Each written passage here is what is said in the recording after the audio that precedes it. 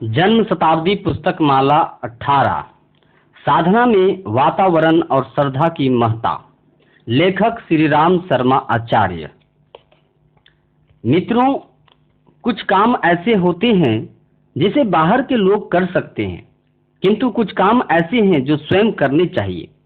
दोनों मिलकर एक पूर्णता बनाते हैं। अकेले बाहर के आधारों से आज तक किसी का काम नहीं चला और न ही अकेले के प्रयास से ही कोई आदमी आज तक संपन्न बना है। जब दोनों का सहयोग होता है, अर्थात बाहर का अनुदान और अपना पुरुषार्थ दोनों को मिलाकर के, फिर एक बात बन जाती है। खाना पकाकर किसी ने दिया, भोजन बहुत सुंदर और पौष्टिक भी है, लेकिन उसे हजम तो आपको ही करना पड़ेगा। मुंह से तो उसे आप ही चबाएंगे। ऐसा नहीं हो सकता है कि बाहर वाला ही चबाकर उसे आपके मुंह में डाल जाए और फिर आपके पेट में बैठकर उसे हजम करके खून में शामिल कर दे। यह काम मुश्किल ही नहीं, असंभव भी है। यह काम तो हर हालत में आपको ही करना चाहिए। बाहर का आदमी अधिक से अधिक यह कर सकता है कि आपको बहुमूल्य भोजन बिना कीमत के भी पकाकर दे दे और आपको सम्मान पूर्वक खिलाए। इतने से ही उसका काम पूरा हो जाता है। अब आपका काम है कि उसको आप संभालें। आपकी जब शादी हुई थी तब आपको एक अच्छी खासी धर्म पत्नी मिली थी, न किसी ने दी थी उसे। उस लड़की के माता पिता ने बड़ी मेहनत से अच्छी सुयोग्य लड़की बना करके, पाल पोस करके, सुशिक्षित बना करके उसे आपके हवाले किया था। उनका काम पूरा हो गया, लेकिन आपका काम बाकी रह गया है कि घर में धर्म पत्नी के आने के बाद उसकी देखभाल करें, उसकी जिम्मेदारियों को वहन करें। अगर आप उसकी जिम्मेदारियां वहन नहीं कर सकते, उसके रहन सहन एवं खान पान का प्रबंध नहीं कर सकते और आप उसको पूरी इज्जत देकर सहयोग प्राप्त नहीं कर सकते, तो उनके माता पिता का दिया हुआ अनुदान आपके लिए निरर्थक चला जाएगा और वह जो धर्म पत्नी आपको मिली है आपके कोई खास काम न आ सकेगी, आपके लिए भार बनकर रहेगी। मित्रों, हमने यहाँ जो कुछ भी बनाया है आपके लिए बहुत कुछ बना कर रखा है। वह बहुत सुंदर और शानदार है, लेकिन उसे महसूस तो आपको ही करना है, हजम तो आपको ही करना है। हमारी करने की जो सीमा थी वह हमने पूरे तरीके से कर दिया। क्या कर दिया? आपके लिए एक वातावरण बना करके हमने रख दिया। यहाँ शांति कुंज में यहाँ क्यों बुलाया है आपको? वातावरण का लाभ उठाने के लिए बुलाया है। यहाँ जो भी क्रियाकृत्य आपसे कराए जा रहे हैं वह तो आप अपने घर पर भी कर सकते हैं। कौन सी ऐसी चीज है जो आप घर पर नहीं कर सकते थे? खान पान संबंधी जो नियम बंधन आपको बताए गए हैं, क्या आप उसे घर पर नहीं कर सकते थे?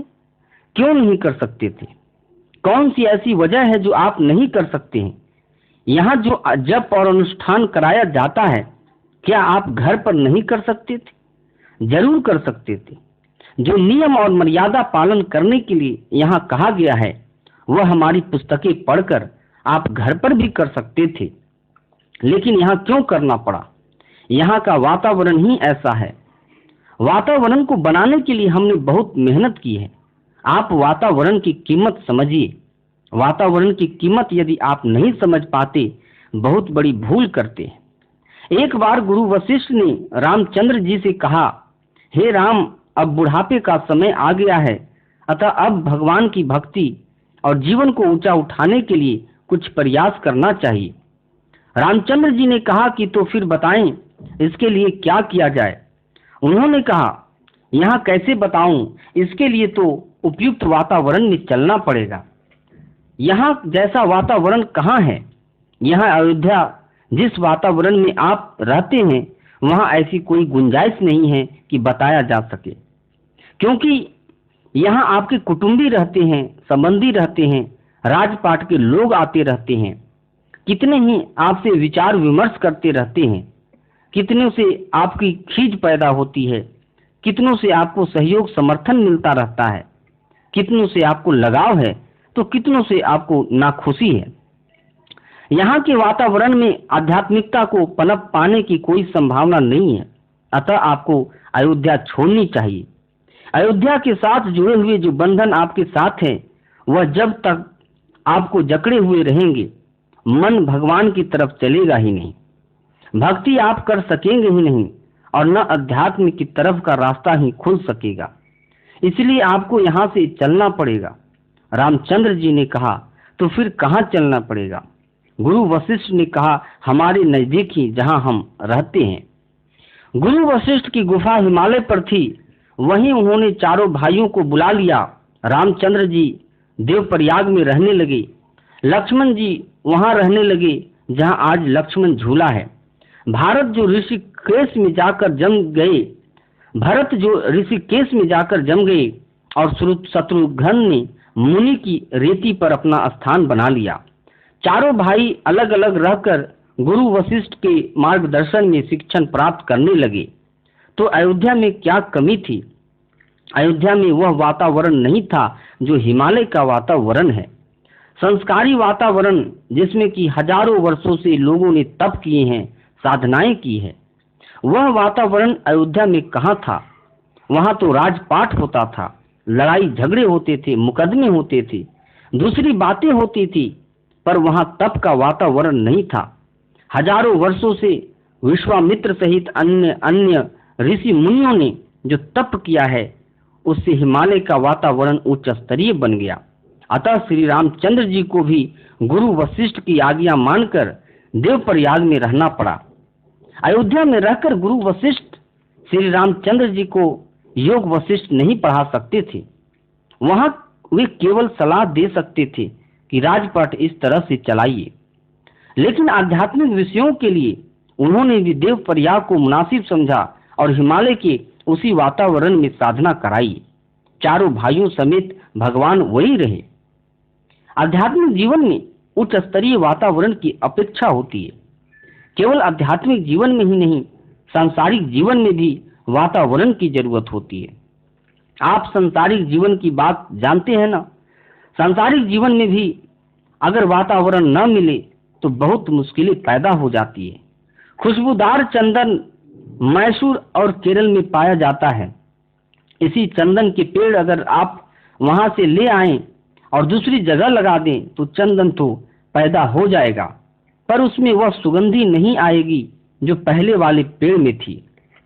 ऐसी क्या बात है जो सुगंध को भी बदल देती है? वह है वातावरण जो जलवायु पर टिका हुआ है। नागपुर के संतरे और बंबई के केले के बारे में आप जानते हैं ना? क्यों साहब, वही संतरे और केले आप यहाँ ले आइए और लगा कर देखिए कि वैसे मीठे हुए नागपुर में और बंबई में होते हैं, यहाँ भी है क्या? नहीं, वैसे मीठे हुए आपके यहाँ नहीं हो सकते। कारण एक ही है कि वहाँ के वातावरण की अपनी विशेषता है। बंगाल निवासियों के स्वास्थ्य आपने देखे होंगे, वे दुबले पतले और कद में छोटे होते हैं, और सीमा प्रांत के लोग लंबे और मोटे होते हैं। क्या खाते हैं वे लोग? वही दाल रोटी खाते हैं। फिर क्या बात है कि वे इतने मोटे हो जाते हैं, वे इतने मजबूत कैसे हो जाते हैं, और बंगाल वाले कैसे कमजोर रह जाते हैं? यह सब वातावरण का कमाल है। इस संदर्भ में एक और भी पुरानी बात याद है। श्रवण कुमार अपने माता पिता को कंधे पर बिठाकर उन्हें तीर्थ यात्रा कराने के लिए ले जा रहे थे। यूपी मेरठ के पास एक जगह है जहां आकर वह रुक गए और अपने माता पिता से कहा, क्यों जी, आपकी आंखें ही तो खराब है, टांग तो खराब नहीं है। हम आपकी लकड़ी पकड़ लेंगे और आप लोग हमारे पीछे पीछे चलिए ना, क्यों हमारे कंधे पर सवार होते हैं? श्रवण के माता पिता अचंभे में रह गए। कंधे पर बैठकर चलने से उनका तो मतलब यह था कि हमारा लड़का सारे संसार भर में अजर और अमर होकर रहे, सारी दुनिया उसका नाम लिया करे, अपने बच्चों को प्यार देने के लिए उसका जीवन एक गाथा बन जाए, उदाहरण बन जाए। उनका मतलब सवारी गांठने से थोड़े ही था। उन्होंने कहा, अच्छा बेटे, जैसे तुम कहोगे हम वैसा ही करेंगे, पर काम करो, आज रात को हम ठहरेंगे नहीं यहाँ से हमको बहुत दूर चलना चाहिए और इस क्षेत्र को पार कर लेना चाहिए। श्रवण कुमार ने अपने माता पिता का कहना माना और उस इलाके से बहुत दूर चला गया। जैसे ही वह इलाका खत्म हुआ, वैसे ही श्रवण कुमार को बहुत आश्चर्य हुआ अपने ऊपर, और वह फूट फूट कर रोने लगा। उसने कहा, पिताजी, मैंने कैसे कह दिया था कि आप अपने पैरों पर चलिए। मुझे यह कितना बड़ा सौभाग्य मिला था जिसे मैं छोड़ना चाहता था। पिता ने कहा, बेटे, डरने की कोई बात नहीं है। वस्तुतः जहां तुम्हारे मन में वह विचार आया था वह स्थान ऐसा था जहां एक मैं नाम का दानव था। वहां उसने अपने माता पिता को मार डाला था। बस उसी स्थान से होकर हम चल रहे थे और उसके संस्कार भूमि में पड़े हुए थे। भूमि के संस्कारों की वजह से तुम्हारे मन में विचार आए थे। अब हम उस क्षेत्र से निकल आए हैं, अतः सब कुछ सामान्य हो गया है। अब आप समझ गए होंगे कि वातावरण का कितना भारी असर होता है। आपको हमने इसलिए यहाँ के वातावरण में बुलाया है, हिमालय के नजदीक बुलाया है। हिमालय यहीं से शुरू होता है। यहीं शिव और सप्त ऋषियों का स्थान था। स्वर्ग कहाँ था? स्वर्ग हिमालय के उस इलाके में था जिसको नंदन वन कहते हैं, गोमुख से आगे। स्वर्ग जमीन पर था। सुमेर पर्वत भी वही है। देवता भी इसी इलाके में रहते थे, हिमालय वाले क्षेत्र में। सारे के सारे महत्वपूर्ण ऋषि व सप्त ऋषियों से लेकर सनक सनंदन तक एवं नारद से लेकर आदि गुरु शंकराचार्य तक जितने भी महत्वपूर्ण व्यक्ति हुए हैं उनकी साधना इसी स्थान में हुई है। इसलिए हिमालय का अपना वातावरण है।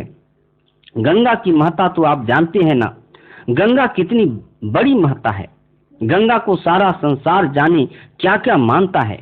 भौतिक दृष्टि से भी और आध्यात्मिक दृष्टि से भी यहाँ गंगा जी प्रवाहित होती है। जिस स्थान पर हमने यह शांति कुंज बनाया है, हमारे गुरुदेव ने इस स्थान का महत्व बताया था कि यहाँ 7 ऋषियों का तप हुआ था।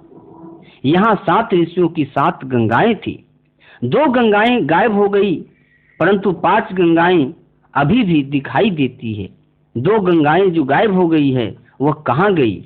वह इसी स्थान पर थी जहाँ आज शांति कुंज बना हुआ है।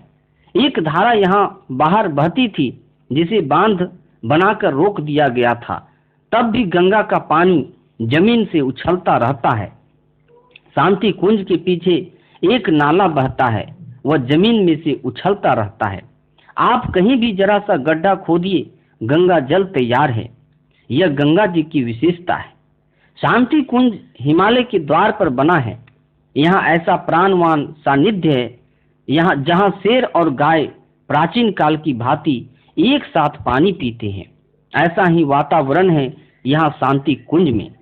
यहाँ ऐसे लोगों का सानिध्य आपको मिला है जिसके लिए अगर आप सारे हिंदुस्तान में घूमें और यह तलाश करें कि ऐसे प्राणवान सानिध्य कहीं मिलेंगे क्या। ऐसे प्राणवान सानिध्य प्राचीन काल में तो शायद हुए हों, पर आज आपको ऐसा आध्यात्मिकता का सही वातावरण अन्यत्र मिलेगा नहीं, जैसे कि शांति कुंज में हमने बनाकर रखा है और आपको यहाँ साधना करने के लिए बुलाया है। तो गुरुजी, क्या इतने भर से बात पूरी हो जाएगी? नहीं बेटे, इतना ही पर्याप्त नहीं। आपको इसके साथ में अपनी श्रद्धा संजो करके रखनी पड़ेगी। श्रद्धा को आप संजो कर अगर नहीं रखेंगे तब फिर यह जमीन भी वैसे ही है जैसे कि मछली पकड़ने वाले गंगा जी में घूमते रहते हैं। पर श्रद्धा उनमें नहीं है तो उससे कोई फायदा नहीं। अगर श्रद्धा और भक्ति का अभाव है तो अच्छे वातावरण से भी कोई फायदा नहीं। अगर श्रद्धा के भाव हैं तो यही गंगा तरन तारिणी बन जाती है और अपने बच्चों का उद्धार कर देती है, और श्रद्धा के अभाव में यही केवल नहर रह जाती है, समान सा पानी रह जाता है। आपको अपनी श्रद्धा समुन्नत करनी पड़ेगी।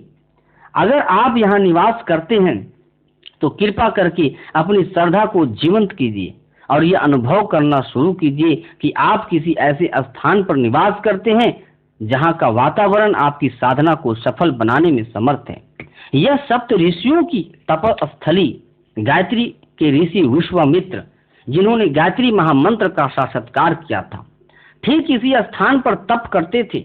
7 ऋषि हैं, उनमें से एक विश्वामित्र भी है। विश्वामित्र कहाँ रहते थे? उनकी कुटिया कहाँ थी? यही थी जहाँ आज शांति कुंज है। यह विश्वामित्र का स्थान है। वातावरण का कितना असर पड़ता है देखा है ना आपने? टीडा बरसात के दिनों में हरे रंग का होता है और गर्मी के दिनों में पीले रंग का हो जाता है। क्यों पीला हो जाता है? इसलिए हो जाता है कि चारों ओर सूखी हुई घास, फैला हुआ रेत दिखाई पड़ता है। उसको देखते देखते वह पीले रंग का हो जाता है, जबकि बरसात में चारों ओर हरा रंग छाया रहता है, अतः वह हरा हो जाता है। भट्ठी के नजदीक बैठे हैं ना आप, भट्ठी गर्म होती है तो उसके नजदीक बैठने वाले भी गर्म हो जाते हैं। बर्फ की छतरी में आप कभी घुसे तो उसमें ठंडक पड़ती रहती है, और जो भी घुसता है वह भी ठंडा हो जाता है। आपको भी यही अनुभव होगा। यहाँ यह आपको तो अनुभव करना ही है, लेकिन एक बात और रह जाती है, जिसके बिना यदि आप चाहें कि यहाँ के वातावरण का पूरा लाभ मिल जाए तो वह मिल नहीं सकेगा। इसके लिए श्रद्धा बहुत जरूरी है। श्रद्धा अगर आपके अंदर ना हो और आप केवल इसकी इमारत देखते हो, आश्रम देखते हो, कोई क्वार्टर देखते हो, कोई होटल या धर्मशाला देखते हो, तो फिर आपके लिए ठीक वही है जो आप देखते हैं। आपकी श्रद्धा अगर जमी तो वह तीर्थ है गायत्री का। हमने इसे तीर्थ बनाया है। इसमें तीर्थों की जो भी विशेषताएं होती है वह सब विशेषताएं पैदा की है। हमने इसमें कोई कमी नहीं छोड़ी है कि जो एक शानदार, श्रेष्ठ, समर्थ तीर्थ बनाने के लिए किसी स्थान के लिए जो प्रयत्न किए जाने चाहिए वो सारे प्रयत्न किए गए हैं। रामचंद्र जी ने 10 अश्वमेध यज्ञ किए थे, इसलिए 10वां अश्वमेध घाट तीर्थ हो गया। दुनिया में और भी बड़ी बड़ी बातें होंगी, बड़े बड़े स्थान होंगे, पर सब तीर्थ थोड़े ही हो जाएंगे। प्रकृति के सभी स्थान ऐसे ही थे, लेकिन जब कोई महान घटना घटित हो गई और कोई महान कार्य संपन्न हो गए तो वही स्थान तीर्थ बन गए। तीर्थ के लिए भूमि को संस्कारवान बनाना पड़ता है। प्राचीन काल में ऋषियों ने गुरुकुल बनाए थे, आश्रम एवं अरण्यक बनाए थे, जहाँ साधना के बड़े बड़े अनुष्ठान संपन्न होते थे। हम भी यही कर रहे हैं। यहाँ 24-24 लक्ष्य के कितने अनुष्ठान हो चुके हैं आप जानते हैं ना। हर साल यहाँ नवरात्र में 24 करोड़ का पुरस्चरण हो जाता है। हर दिन वहाँ 9 कुंडीय यज्ञ में हजारों आहुतियां दी जाती है। यहाँ अखंड दीपक जलता रहता है। यहाँ हमारी और माता जी की नियमित रूप से कठोर तपश्चर्या भी चलती रहती है। इससे वातावरण बनता है तो हमारे गुरुदेव परोक्ष रूप से आते ही रहते हैं। आपके अंदर श्रद्धा हो तो यहाँ गायत्री माता का प्रकाश और आलोक आप चाहे जिधर अनुभव कर सकते हैं। हमारे गुरुदेव की और हमारी प्राण चेतना यहाँ के कण कण में छाई रहती है। हमने आपसे कहा है कि यह अनुभव कीजिए कि आप यहाँ माता जी के गर्भ में निवास करते हैं। मुर्गी अपने अंडे को छाती से लगाकर जिस तरह बैठी रहती है और अंडे पकते रहते हैं, हम लोग भी उसी तरह से आपको अपनी छाती से लगाए बैठे रहते हैं और आपको पकाते रहते हैं। इतना होते हुए भी इस बात के लिए विशेष रूप से निवेदन किया जा रहा है कि आपकी स्वयं की श्रद्धा जीवंत रहनी चाहिए। अगर आपने अपनी श्रद्धा का परित्याग कर दिया तो इस वातावरण में आपको कतई कोई लाभ नहीं मिलेगा। जैसे दूसरे लोग भी यहाँ आते हैं, कोई चोर उचक्के उठाई गिर भी आते होंगे, कोई मेहनत मजदूरी करने वाले भी आते होंगे, स्कूटर वाले, मोटर ड्राइवर भी आते हैं, बीड़ी पीते रहते हैं और खाली हाथ चले जाते हैं।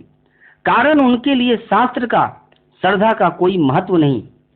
श्रद्धा के अभाव में बाहरी चीजें कोई ज्यादा लाभ नहीं दे सकती। आपको आज मैं भाव श्रद्धा के ऊपर बहुत जोर देना चाहता हूं। अगर आप यहाँ से लाभ उठाना चाहते हो तो आप श्रद्धा मत छोड़ना। श्रद्धा को जागृत जीवंत कर लिया तो आप यहाँ के कण कण में से अमृत बरसता हुआ और आलोक उछलता हुआ, उभरता हुआ देखेंगे। अगर श्रद्धा है तो, नहीं तो फिर सब कुछ मिट्टी है और दूसरी इमारतें जैसी होती है वैसी ही यह भी दिखेगी। मीरा को एक पत्थर का टुकड़ा दे दिया गया था। उस पत्थर के टुकड़े को लेकर के मीरा ने यह मान लिया था कि ये हमारे पति है और ये भगवान है। उनकी श्रद्धा ने उस पत्थर को साक्षात भगवान बना दिया। उस गिरधर गोपाल ने मीरा को भेजा गया जहर का प्याला पी लिया था और मीरा बचे हुए पानी को पी करके ज्यों की त्यों बनी रही। सांप का पिटारा आया था तो गिरधर गोपाल सांपों से खेलते रहे। मीरा ने आखिर में पिटारे को बंद कर दिया। मीरा को किसी ने नहीं काटा और ना ही कोई नुकसान हुआ। यह कैसे हो गया? गिरधर गोपाल के कारण। गिरधर गोपाल कौन? पत्थर का टुकड़ा नहीं, मीरा की श्रद्धा, शक्ति, प्रगाढ़ भावना के मिल जाने से ही पत्थर गिरधर गोपाल बन सका। अब वही पत्थर जहां का तहां पड़ा हुआ है, आप जाकर देख सकते हैं, उसमें कोई चमत्कार नहीं। पत्थरों में क्या चमत्कार हो सकता था और क्या होगा? श्रद्धा ही है जो पत्थर को भी भगवान बना सकती है। एक क्लब की बात सुनी है ना आपने? वह भील का एक लड़का था जिसने मिट्टी के द्रोणाचार्य बना दिए थे, और मिट्टी के वह द्रोणाचार्य इतने समर्थ हुए कि जो कौरवों और पांडवों को बाण विद्या असली द्रोणाचार्य ने सिखाई थी, उससे कहीं ज्यादा उस एकलव्य को आ गई। रामकृष्ण परमहंस काली के अनन्य उपासक थे। लोगों ने रानी से शिकायत कर दी कि जो भोग है वह स्वयं खा जाते हैं और जूठन फैला देते हैं। रानी रासमणी एक दिन छत पर गई और वहां से छिप करके देखती रही सारा नजारा। सही बात यह हुई कि रामकृष्ण काली से कहने लगे, माँ आप भोजन कीजिए। वह चुप रही, क्या कहती? रामकृष्ण ने कहा, अच्छा पहले बेटा खा लेगा तब माँ खाएगी। उन्होंने ऐसा ही किया, आधा भोजन स्वयं कर लिया और जब काली से कहा, माता अब आपको करना पड़ेगा, तभी रानी रासमणी ने देखा कि पत्थर की मूर्ति के हाथ हिलने लगे और उन्होंने थाली में जो भोजन था वह उठाया और निगल लिया। सारा भोजन वे खा गई। खाली थाली धोने के लिए रामकृष्ण परमहंस बाहर निकल रहे थे, तब रानी रासमणी आई और उनके चरणों पर गिर पड़ी। उन्होंने कहा, देव आप साक्षात काली हैं। यह बात सही है कि रामकृष्ण परमहंस साक्षात काली थे, क्योंकि अपनी श्रद्धा से उन्होंने पत्थर की मूर्ति को साक्षात काली बना दिया था। रामकृष्ण ने जब विवेकानंद से कहा कि काली माँ के पास जा और नौकरी मांग ले, तो विवेकानंद ने वहां जाकर देखा कि विशालकाय काली जमीन से लेकर आकाश तक को छू रही थी। वह कहां से पैदा हुई थी? उसी पत्थर में से पैदा कर दी थी रामकृष्ण परमहंस ने। वह उनकी श्रद्धा से बनी थी। अब भी वह मूर्ति है वहां, पर अब उसमें कोई दम नहीं है। चोर एक बार उस मूर्ति की सोने की जीभ चुरा ले गए थे, तब वह पत्थर ही रह गई थी। पत्थर को साक्षात काली बना देने का श्रेय रामकृष्ण परमहंस को है। कबीर को दीक्षा देने के लिए स्वामी रामानंद तैयार नहीं थे। कबीर सीढ़ी पर जाकर सो गए। रामानंद उधर से निकले तो उनका पैर अंधेरे में कबीर के ऊपर पड़ गया। राम राम कहकर वे पीछे हट गए। कबीर ने कहना शुरू कर दिया कि मेरे गुरु स्वामी रामानंद है, उन्होंने मुझे मंत्र दिया है, दीक्षा दे दी है। स्वामी जी ने पूछा, तू गलत सलत बात क्यों कहता है? कबीर ने कहा, नहीं, आपने मेरे सीने पर पैर रख दिया था और आपने सीढ़ियों पर राम राम कह दिया था। बस मेरे लिए तो आप ही गुरु हो गए। आप लोग भी इस श्रद्धा के महत्व को समझे। अगर श्रद्धा का अभाव रह गया तो आप बिल्कुल खाली हाथ चले जाएंगे और हमारा परिश्रम बेकार चला जाएगा और आपका सौहार्द भी बेकार चला जाएगा। आप कृपा करके अपनी श्रद्धा जगाइए। आपको अंध श्रद्धा के लिए यहाँ कुछ नहीं कहा जा रहा है। यहाँ का परिपूर्ण वातावरण है। आप चाहें तो सच्चाई के साथ इनको परख भी सकते हैं। परखने लायक स्थान यदि न हो तो भी इसको श्रद्धा से अपने लायक बना सकते हैं। श्रद्धा उत्पन्न कीजिए। अभी आपके हिस्से का काम बाकी पड़ा है। हमने अपने हिस्से का काम पूरा कर दिया। आप और हम दोनों अपने अपने हिस्से का काम पूरा कर ले तो हम आपको विश्वास दिलाते हैं कि यह कल्प साधना आपके लिए सौभाग्य से भरा पूरा होगा और हमारे लिए संतोष का। आज की बात समाप्त। ओम शांति। आध्यात्मिक प्रगति के लिए भी अनुकूल अनुरूप वातावरण होना चाहिए, अन्यथा समव्याप्त चिंतन की भ्रष्टता, चरित्र की दुष्टता प्रभावित किए बिना नहीं रहती। ढलान की ओर पानी अनायास ही बहता है। ऊपर से नीचे गिरने का उपक्रम पृथ्वी की गुरुत्वाकर्षण शक्ति ही बनाती रहती है। ऊपर उठाने के लिए विशेष प्रयत्न करने की, विशेष साधन जुटाने और शक्ति लगाने की आवश्यकता पड़ती है। आत्मिक प्रगति के लिए भी लक्ष्य के प्रति उत्साह बढ़ाने वाला, मार्ग दिखाने वाला माहौल चाहिए। इसके दो उपाय हैं। एक यह है कि जहां इस प्रकार का वातावरण हो वहां जाकर रहा जाए। दूसरा यह कि जहां अपना निवास है वहीं प्रयत्न पूर्वक वैसी स्थिति उत्पन्न की जाए। कम से कम इतना तो हो ही सकता है कि अपने निज के लिए कुछ समय के लिए वैसी स्थिति उत्पन्न कर ली जाए। एकांत स्वाध्याय, मनन, चिंतन ऐसे ही आधार है। किसी एकांत कोठरी या निर्जन क्षेत्र में बैठकर यह अनुभव किया जा सकता है कि संसार में समव्याप्त अवांछनीयता से अपना संबंध टूट गया। साधना की सफलता में स्थान, क्षेत्र व वातावरण का असाधारण महत्व है। विशिष्ट साधनाओं के लिए घर छोड़कर अन्यत्र उपयुक्त स्थान में जाने की आवश्यकता इसलिए पड़ती है कि पुराने निवास स्थान का ढर्रा अभ्यस्त रहने से वैसी मन स्थिति बन नहीं पाती जैसी महत्वपूर्ण साधनाओं के लिए विशेष रूप से आवश्यक है। कुटुंबियों एवं परिचित लोगों के साथ जुड़े हुए भले बुरे संबंधों को पकड़ बनी रहती है, कामों का दबाव बना रहता है, राग द्वेष उभरते रहते हैं। दिनचर्या बदलने पर कुटुंबी तथा साथी विचित्रता अनुभव करते और उसमें विरोध खड़ा करते हैं। आहार और दिनचर्या बदलने में विग्रह उत्पन्न होता है। घरों के निवासी साथी जिस प्रकृति के होते हैं वैसा ही वातावरण वहां छाया रहता है।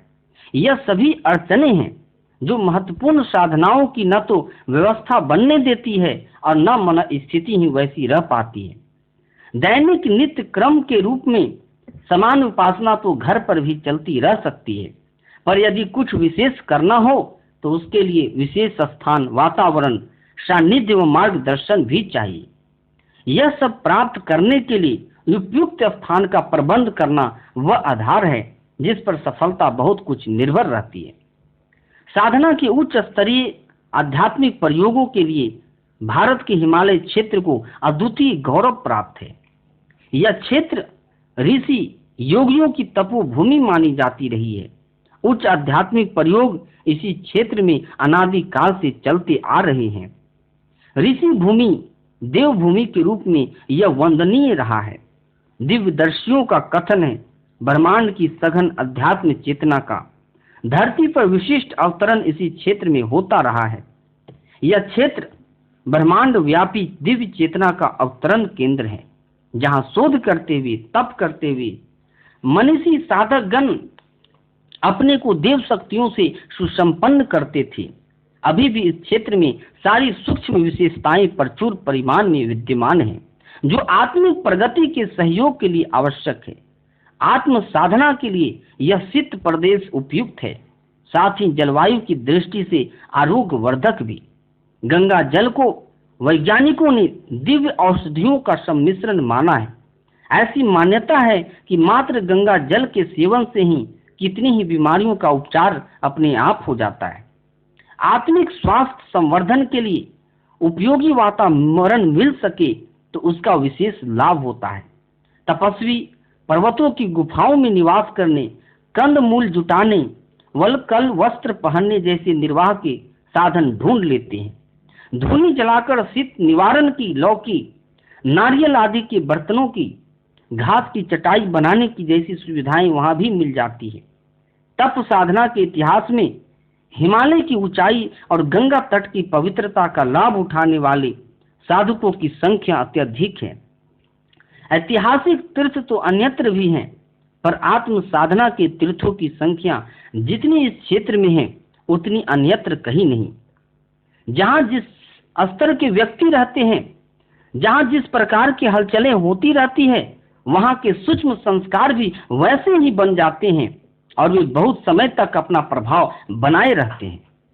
तपस्वियों का प्राण उनके निवास स्थान के इर्द गिर्द छाया रहता है। सिंह और गाय एक साथ ऋषि आश्रमों में प्रेम पूर्वक रहते थे। हिरण तथा दूसरे पशु पक्षी वहां निर्भयता पूर्वक पालतू बन जाते थे।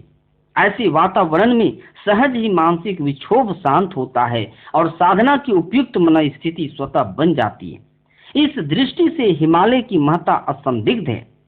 एक ही मंत्र, एक ही साधना पद्धति और एक ही गुरु के मार्गदर्शन का अवलंबन लेने पर भी विभिन्न साधकों की आत्मिक प्रगति अलग अलग गति से होती है।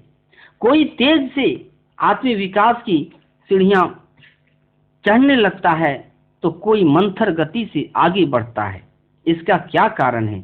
मनुष्यों ने इसका उत्तर एक ही वाक्य में देते हुए कहा है कि अध्यात्म क्षेत्र में श्रद्धा की शक्ति ही सर्वोपरि है। जिस प्रकार शक्ति के आधार पर भौतिक हलचलें और गतिविधियां संपन्न होती तथा अभीष्ट उपलब्धियां हस्तगत होती है, उसी प्रकार आत्मिक क्षेत्र में श्रद्धा ही अपनी सघनता या विरलता के आधार पर चमत्कार प्रस्तुत करती है। श्रद्धा विहीन उपचार सर्वथा निष्प्राण रहते हैं और उनमें किया गया श्रम भी प्रायः निरर्थक चला जाता है। श्रद्धा का महत्व बताते हुए गीताकार ने कहा है, श्रद्धा मयो अयम पुरुषो यो यथुद्र स एव सह। यह पुरुष श्रद्धामय है जो जिस श्रद्धा वाला है, अर्थात जिसकी जैसी श्रद्धा है, वह स्वयं भी वही अर्थात उस श्रद्धा के अनुरूप ही है। यह श्रद्धा ही है जो निर्जीव पाषाण प्रतिमाओं में भी प्राण भर देती है और उन्हें अलौकिक चमत्कारी क्षमता से संपन्न बना देती है। मीरा ने कृष्ण प्रतिमा को अपनी श्रद्धा के बल पर ही इतना सजीव बना लिया था कि वह प्रत्यक्ष कृष्ण से भी अधिक प्राणवान प्रतीत होने लगी थी। श्रद्धा विश्वास के संबंध में रामायण में एक सुंदर प्रसंग आता है। सेतु बंध के अवसर पर ऋक्ष वानरों ने राम के प्रति अपने विश्वास का आधार लेकर समुद्र में पत्थर तैरा दिए थे, किंतु स्वयं राम ने अपने हाथों से जो पत्थर फेंके वे नहीं तैर सके। इसी प्रसंग को लेकर शास्त्रकारों ने कहा है, राम से बड़ा राम का नाम, पर नाम में कोई शक्ति नहीं है। शक्ति है उस श्रद्धा में जो अलौकिक सामर्थ्य उत्पन्न करती है। अध्यात्म क्षेत्र में श्रद्धा की शक्ति ही सर्वोपरि है। जिस प्रकार शक्ति के आधार पर भौतिक हलचलें गतिशील होती है और उनके सहारे अभीष्ट उपलब्धियां हस्तगत होती है, उसी प्रकार आत्मिक क्षेत्र में श्रद्धा ही मूल है। उसी की सघनता चमत्कार दिखाती है। श्रद्धा और विश्वास के बिना भौतिक जीवन में भी गति नहीं, फिर अध्यात्म क्षेत्र का तो उसे प्राण ही कहा गया है। आदर्शवादिता में प्रत्यक्षता हानि ही रहती है, पर उच्च स्तरीय मान्यताओं में श्रद्धा रखने के कारण ही मनुष्य त्याग बलिदान का कष्ट सहन करने के लिए खुशी खुशी तैयार होता है। ईश्वर और आत्मा का अस्तित्व तक प्रयोगशालाओं की कसौटी पर खरा सिद्ध नहीं होता, वह निश्चित रूप से श्रद्धा पर ही अवलंबित है। श्रद्धा को महानता का बीज कह सकते हैं।